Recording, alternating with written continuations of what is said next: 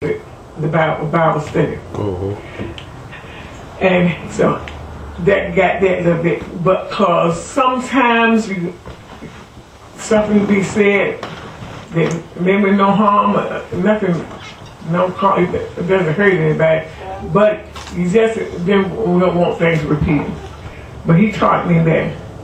When I talked to the Lord about it, he said no harm in going to the Bible study as long as you keep it there, keep the Bible study.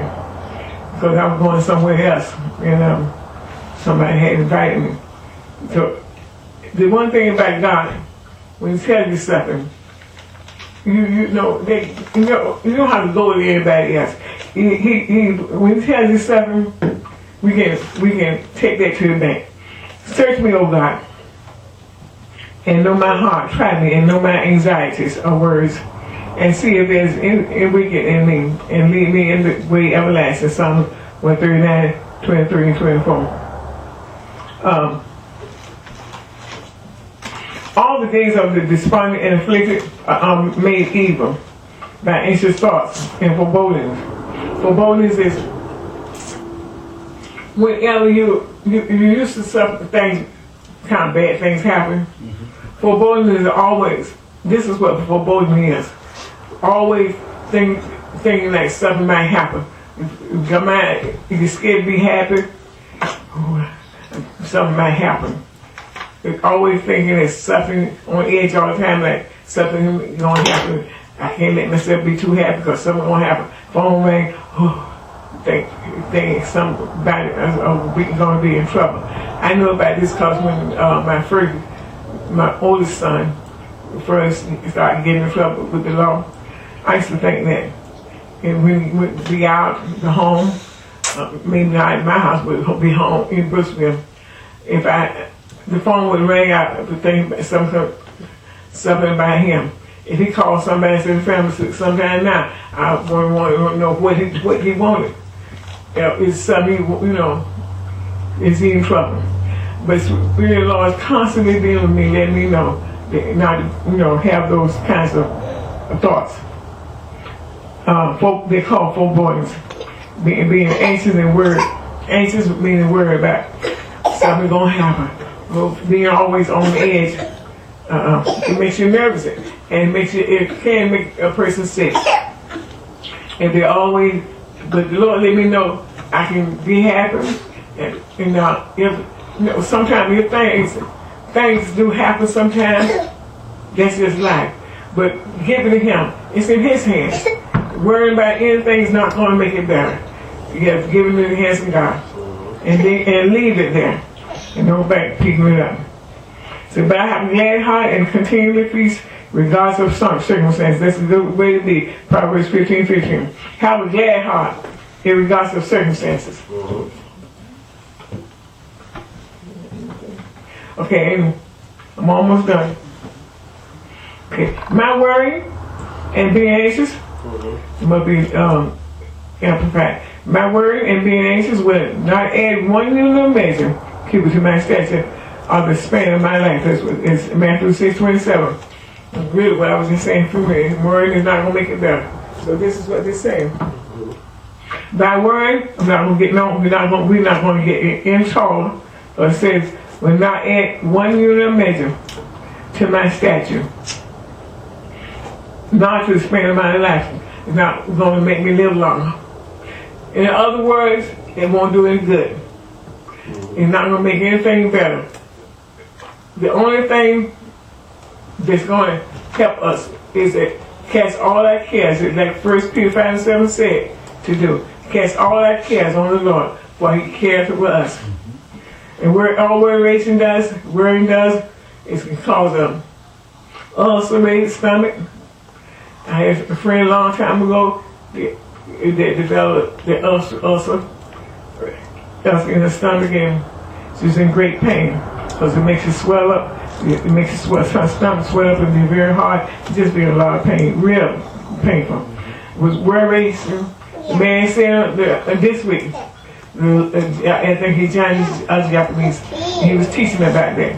He said anytime we get anxious or worried or whatever it is, anxiety or worried about something, it goes straight to the stomach or the belly. He said that's the first place we feel the pain.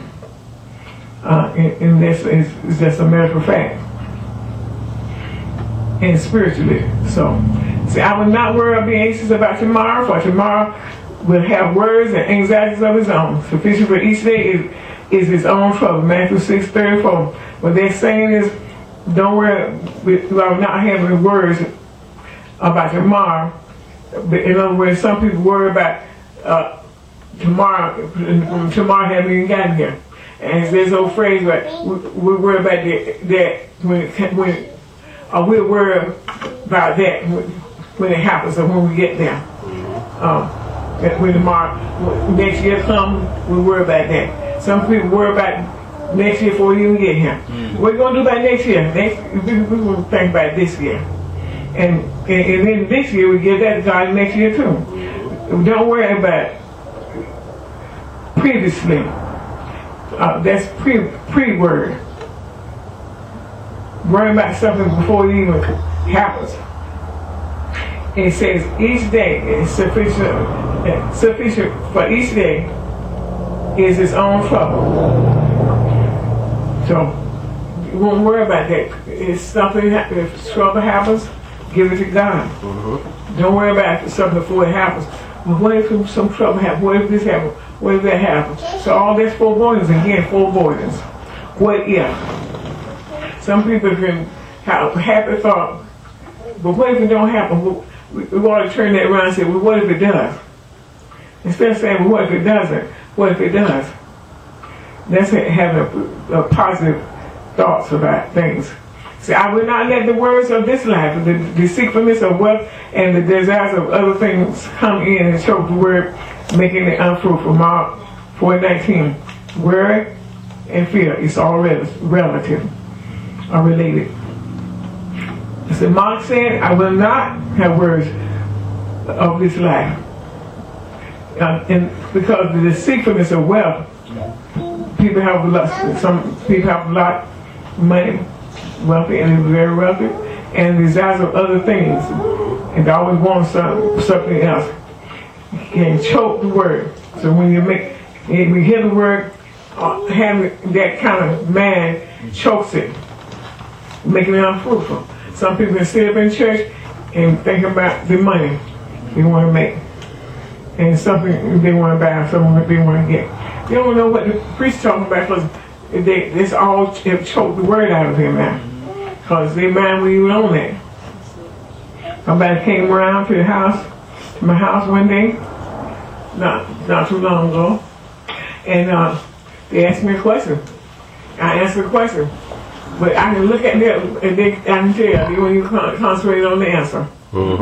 They really just ask a question, and when I gave the answer, they weren't really concentrating on it. You can tell when people tuning you out. But really makes much difference to me. Yeah, but they tune me out.